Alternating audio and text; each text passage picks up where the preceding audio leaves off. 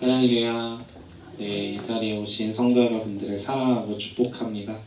오늘은 다니엘 7장 15절부터 28절까지의 말씀으로 다니엘 담대함을 지키는 지혜라는 제목으로 은혜를 깨닫고자 합니다.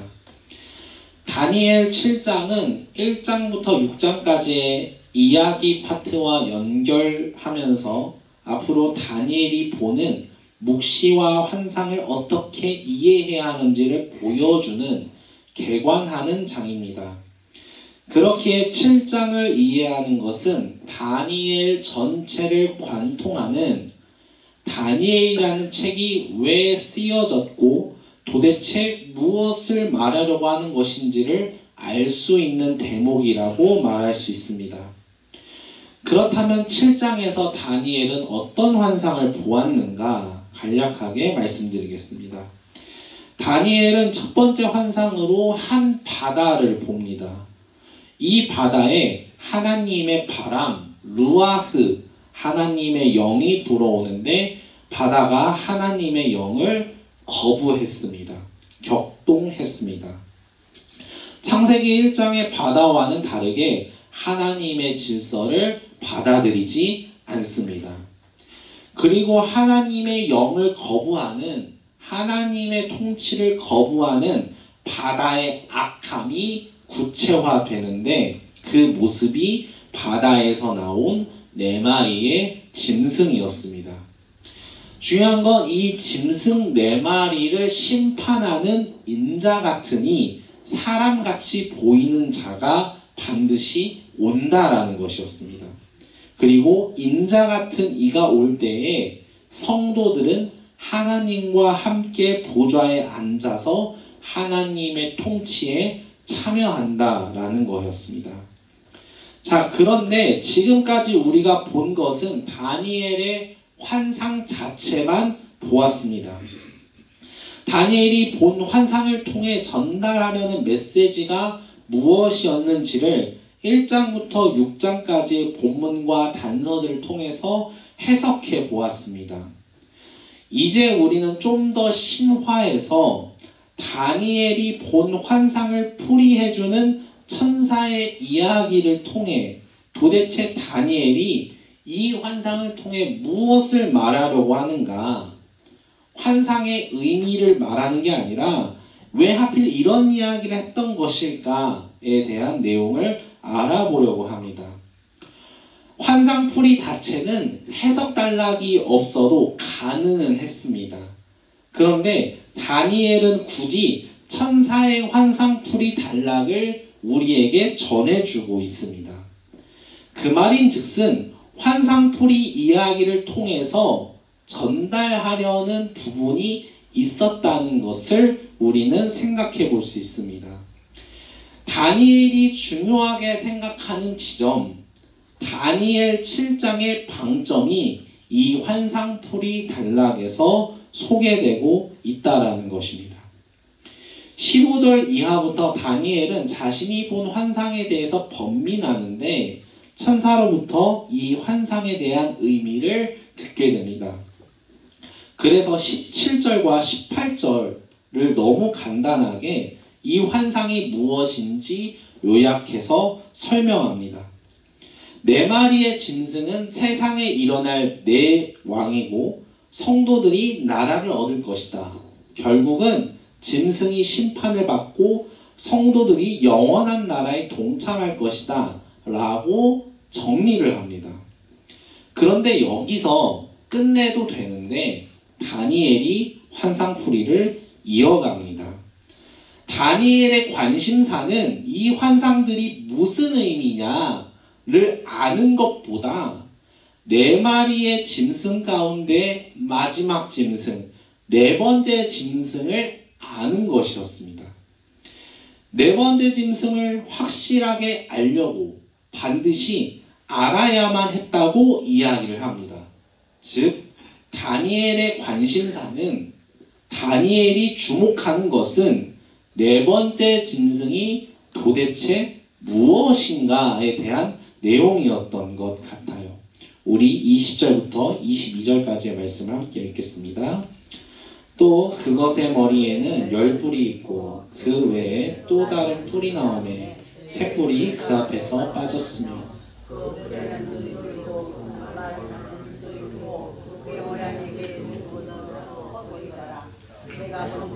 이 뿔이 성도들과 더불어 싸워 그들에게 이겼더니 항상 계신 이가 와서 지극히 높으신 이의 성도들을 위하여 원한을 풀어주셨고 때가 이름에 성도들이 나라를 얻었더라. 다니엘이 넷째 짐승에 관해 주목했던 점은 이 부분이었던 것 같아요. 넷째 짐승 머리에 10개의 뿔이 있었고 10개 뿔 외에 뿔이 하나가 새로 나는데 그 뿔에서 또 3개의 뿔이 나왔다고 이야기를 합니다. 중요한 건 이 부분인 것 같아요. 바로 이 뿔이 성도들과 싸웠다. 자, 원문으로 해석하면 이 성도들과 싸웠다라는 표현이 성도들에 대항하여 전쟁을 만들었고 그 전쟁에서 압도적이었다. 쉽게 말하면 성도들이 넷째 짐승의 폭력과 압제로 크게 공격당했다는 거예요. 박해를 받았다는 거죠. 그러다가 창세 때부터 항상 계셨던 분이 오셔서 성도들의 원한을 풀어주시고 짐승을 심판하시고 때가 이르면 성도들은 하나님의 통치에 참여할 것이다 라고 이야기를 하는 것이죠. 이 지점에서 우리가 다니엘이 본 넷째 짐승의 상세한 묘사를 보고 넷째 짐승에 대해서 다니엘이 말하려고 했던 것을 우리는 깨닫게 됩니다. 그런데 우리가 가장 먼저 생각해 봐야 할 게 있어요. 우리가 첫째 짐승부터 넷째 짐승까지 해당되는 왕이 1장부터 6장까지 등장했었던 4명의 왕, 느부갓네살, 벨사살, 다리오, 고레스 왕에 해당되는 것이라고 우리가 확인했고 어느 정도 맞아 들어가는 것처럼 보였습니다. 근데 한 가지 문제가 있습니다. 우리가 알다시피 4번째 짐승에 해당되는 고레스 왕은 바사라는 나라, 페르시아라는 거대한 나라의 왕이었습니다. 그런데 문제는 고레스 왕이 정말 이렇게 유다 사람들을 박해했느냐에 대한 문제예요. 우리 역대하 36장 말씀 함께 읽겠습니다. 바사왕 고레스가 이같이 말하노니 하늘의 신 여호와께서 세상 만국을 내게 주셨고 나에게 명령하여 유다 예루살렘의 성전을 건축하라 하셨나니 너희 중에 그의 백성된 자는 다 올라갈지어다. 너희 하나님 여호와께서 함께 하시기를 원하노라 하였더라. 자, 성경은 고레스 왕이 하나님의 말씀에 순종해서 바벨론 포로였던 남유다 백성들을 해방시킨다고 이야기합니다. 그리고 에스라서에서도 등장을 하지만 고레스 왕은 유다 백성들이 하나님의 성전을 건축할 수 있도록 적극적으로 도와주는 모습도 등장합니다. 이런 고레스가 하나님의 백성들을 박해했다? 이건 맞지 않는 것 같아요. 우리가 또 생각해야 할 점은 짐승 머리에 10개의 뿔이 있었다라는 점입니다. 구약성경에서 우리가 자주 볼 수 있는 표현이죠. 뿔은 힘, 능력, 권력을 상징합니다. 여호와는 나의 뿔이시오 라는 말은 여호와는 나의 힘이다, 뭐 이런 의미인 거죠. 당시 옛날 사람들이 뿔이 달린 짐승들의 싸움을 보면서 그 뿔의 강력함을 보고 은유적으로, 비유적으로 많이 사용했습니다. 그래서 이 뿔이 때로는 힘을 가진 사람, 능력이 있는 사람, 권세자 이런 식으로도 표현을 하기도 했습니다. 자, 그렇다면 이 짐승에게 뿔이 있다라는 것은 권세가 있다. 근데 10개가 있다라는 것을 보면 왕이 10명이었구나 라는 것을 우리가 생각해 볼 수 있을 것 같아요. 자, 이 지점에서 우리는 17절의 짐승이 왕이라는 것을 좀 더 명확하게 이해해야겠다라는 생각을 가지게 됩니다. 우리가 지금까지 7장 환상 자체 단서로는 짐승들이 구체적으로 무엇인지 파악하기가 어려웠어서 1장부터 6장까지의 이야기하는 내용들을 토대로 4명의 왕들을 4마리의 짐승으로 대입해서 봐야겠구나 라고 우리가 이해를 했는데 딱 들어맞지는 않는다는 것을 확인할 수가 있어요. 짐승이 왕이라면 10개의 뿔 그리고 이어서 나오는 3개의 뿔이 언급될 수는 없겠다. 그래서 짐승이 왕이라기보다는 왕으로 대표되는 나라를 의미하겠구나 라고 생각해 볼 수 있을 것 같습니다.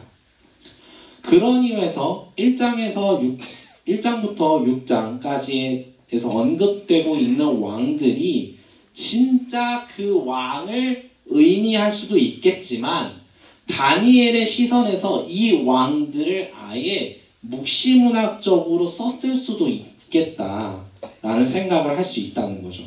쉽게 말하면 1장부터 6장까지 있었던 이야기들에 등장하는 왕들을 왕 자체에 집중하지 말고 하나님의 백성에게 찾아온 고난들에 집중해보자는 거예요.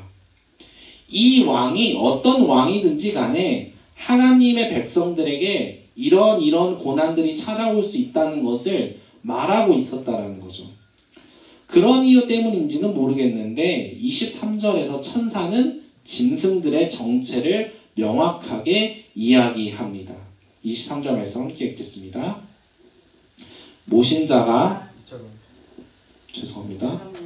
네, 다시 모신자가 이처럼 이르되 넷째 짐승은 곧 땅의 넷째 나라인데 이는 다른 나라들과 달라서 온 천하를 삼키고 밟아 부서뜨릴 것이며. 자, 나라라고 얘기합니다. 나라. 이제는 우리가 짐승에 대한 이야기를 좀 더 명확하게 알 수 있을 것 같아요. 짐승들은 나라구나. 나라. 그래서 그런 건지는 모르겠는데 4개의 나라면 기준이 가장 중요합니다. 무슨 말이냐면 역사적으로 정말 많은 수많은 나라들이 존재했고 사라져 왔습니다. 그렇기 때문에 4마리의 짐승이 4개의 나라라고 하면 도대체 어떤 나라를 기준으로 첫 번째 나라, 두 번째 나라, 세 번째 나라, 네 번째 나라 이어가는 것인가를 우리가 이해해야만 한다는 거죠. 그러면 도대체 어떤 나라를 기준으로 4개의 나라를 우리가 이해를 해야 할까? 근데 우리는 사실 알고 있습니다. 다니엘이 첫째 짐승을 이렇게 묘사를 했고 우리는 이 짐승의 묘사가 바벨론 왕 느부갓네살이라는 것을 확실하게 알고 있어요. 그렇다면 바벨론이라는 나라를 중심으로 4개의 나라를 지금 다니엘은 말하고 있구나 라고 생각해 볼 수 있겠죠.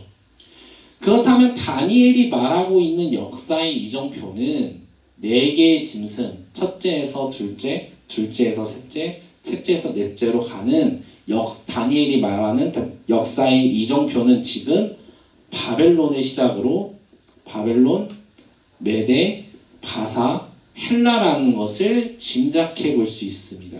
이 이야기는 8장에서 말씀드리겠습니다. 다니엘은 넷째 짐승만큼은 반드시 알아야 했습니다.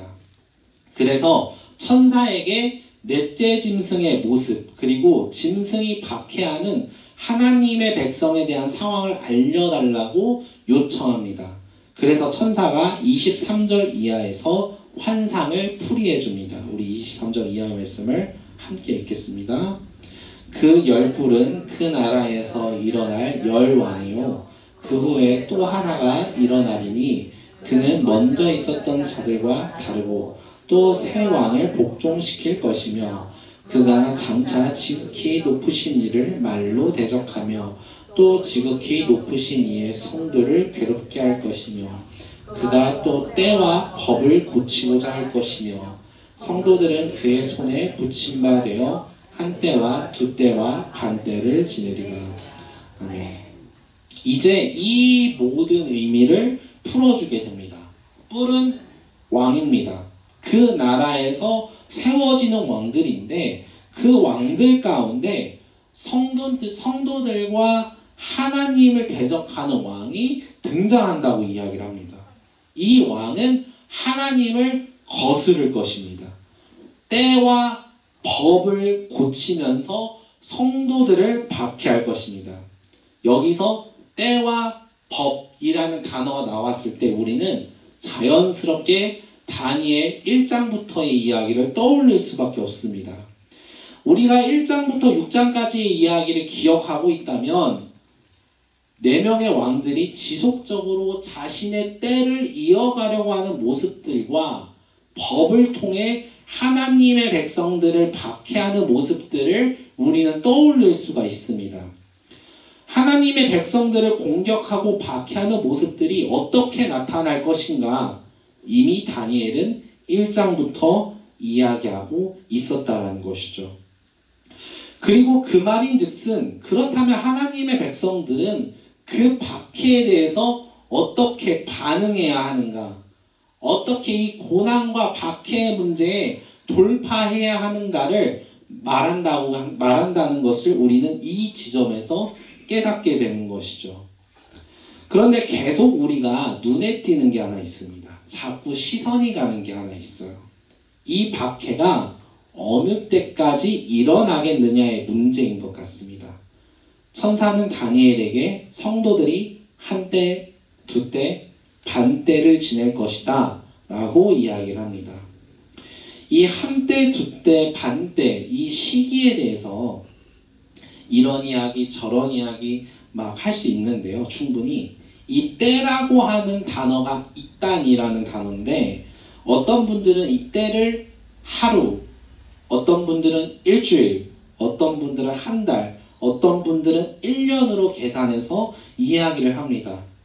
근데 저는 이게 정확하게 어느 정도의 기간이다 라고 말씀은 드리지 않겠습니다. 왜냐하면 성도들을 박해하는 이 기간들이 8장, 9장, 12장으로 넘어가면서 계속 변하게 되거든요. 그렇다면 숫자적으로 이게 언제까지냐를 보기보다는 왜 굳이 이런 이야기를 했는가에 초점을 둬야 할 것 같습니다.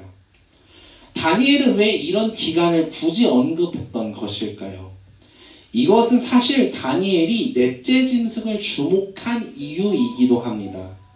다니엘이 넷째 짐승에 주목한 이유, 넷째 짐승만큼은 성도들이 알아야만 하는 이유, 그리고 이 환상을 반드시 성경책에 옮겨 적고 신앙인들로 하여금 읽게 만들어야 하는 이유, 우리는 다니엘의 강조점이 무엇인지를 여기서 알아야만 하겠습니다. 우리 22절과 27절까지의 말씀, 27절의 말씀 함께 읽겠습니다. 옛적부터 항상 계신 이가 와서 지극히 높으신 이의 성도들을 위하여 원한을 풀어주셨고 때가 이름에 성도들이 나라를 얻었더라. 나라와 권세와 온 천하 나라들의 위세가 지극히 높으신 이의 거룩한 백성에게 붙임 바 되리니 그의 나라는 영원한 나라이라. 아멘. 자, 우리가 짐승의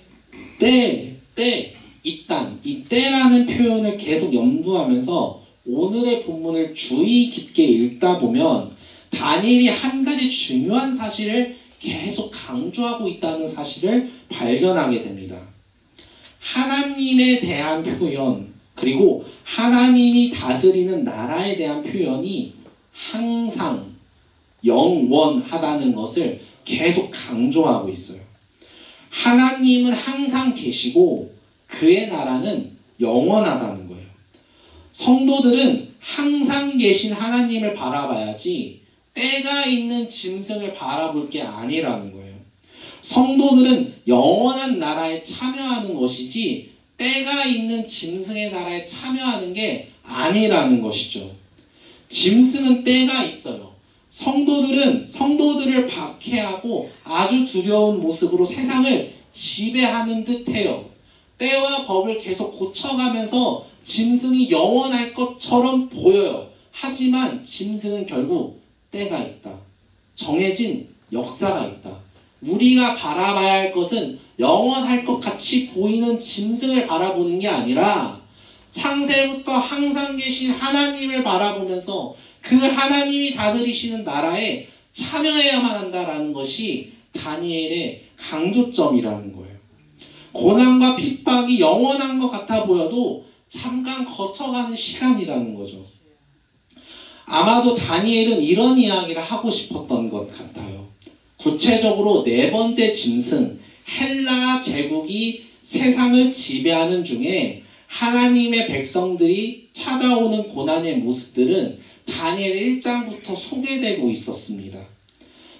다니엘 1장부터 나타나는 신앙을 자꾸 타협하게 만들고 목숨을 자꾸 위태롭게 만드는 수많은 시험들이 신앙인들에게 계속 찾아오게 돼요.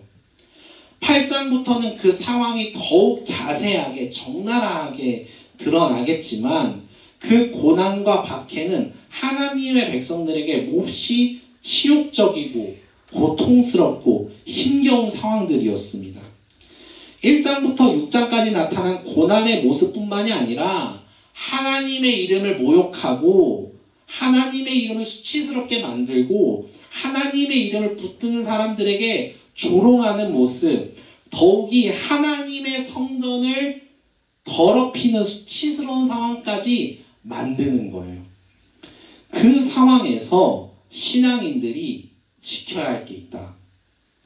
왜 한시적인 짐승의 나라와 영원한 하나님의 나라를 비교했던 것일까? 왜 성도들의 박해 이야기에 기한이 있다라고 이야기를 했던 것일까? 저는 여기서 담대함을 지키기 위함이라는 생각을 가지게 되었습니다. 1장부터 6장까지 드러난 다니엘과 친구들의 모습을 보게 되면 항상 시험과 고난에 대해서 담대함으로 삶의 문제에 돌파했어요. 시험과 고난에 대해서 요동하지 않고 그 문제에 대해서 태연하게 행동했어요. 흔들리지 않고 문제를 마주했던 거예요. 불구덩이에 들어간다고 이야기했을 때에 왕에게 절할 생각 없다. 하나님이 혹시나 우리를 구원하지 않더라도 우리는 절할 생각이 없다라고 태연했습니다. 사자굴에 들어간다고 했을 때 다니엘은 살려달라는 이야기 1절 하나 없이 그냥 굴에 들어갔어요. 그런 문제들에 직면하면서 담대했던 거예요. 다니엘은 지금 우리에게 담대함을 주고 싶었던 거예요. 지금 우리가 이런 나라의 통치 속에 있고 거기서 경험하는 부당한 일들, 고난들, 박해들, 가령 다니엘 8장 이후에서 언급되는 바로는 교회에서 예배를 드리지 못하게 하고 주일날 예배를 드리지 못하게 나라가 막아서는 그런 모습들이 8장 이후에 계속 등장하게 되는데 그런 말도 안 되는 일들을 우리가 겪고 너무나 힘들고 어려운 상황 가운데 우리가 놓여 있긴 하지만 담대하자. 이 상황 때가 있다. 우리가 바라볼 것은 이 상황이 영원할 것 같아 라는 두려움이 아니라 이 상황은 끝나고 결국 항상 계신 하나님이 우리를 다스리실 것이다 라는 그 영원함을 바라보고 담대하자라는 거예요. 세상이 고단한 문제들이 성도들을 틀어쥐고 포악하게 성도들을 대적하고는 있지만 한때, 두때, 반때 후에는 영원한 나라가 도래한다. 거기에 우리가 참여할 것이다. 그때까지 이 문제들에 담대함으로 믿음으로 돌파하자. 믿음을 굽히지 말자라고 다니엘이 말하고 있는 것은 아닌가 생각해 봅니다. 사도 바울이 로마서에서 이런 이야기를 했죠. 현재의 고난은 장차 우리에게 나타날 영광과 비교할 수 없다. 그 사실을 아는 자들은 그들이 마주하는 시험과 고난과 문제들을 마주할 때 두려워하지 않습니다. 담대함으로 나아가는 거예요. 거기에 굽히지 않고 이겨낼 수 있다라는 거예요. 그 믿음과 지혜가 우리에게 있어야 할 줄로 믿습니다. 사랑하는 성도 여러분, 담대함을 지키는 지혜가 우리에게 있게 되기를 소망합니다. 당장 보는 문제와 상황들이 너무나 커 보이긴 하지만 결국은 지나가는 것입니다. 지금의 고난은 장차 우리가 거머쥘 영광과 비교하면 아무것도 아닙니다. 담대하시길 바랍니다. 우리의 모든 삶의 문제 가운데 담대하시길 바랍니다. 우리의 걱정과 문제 가운데 담대하시길 바랍니다. 그 지혜를 가지고 오늘 하루를 살아가는 저와 여러분이 되시기를 주님의 이름으로 축복합니다.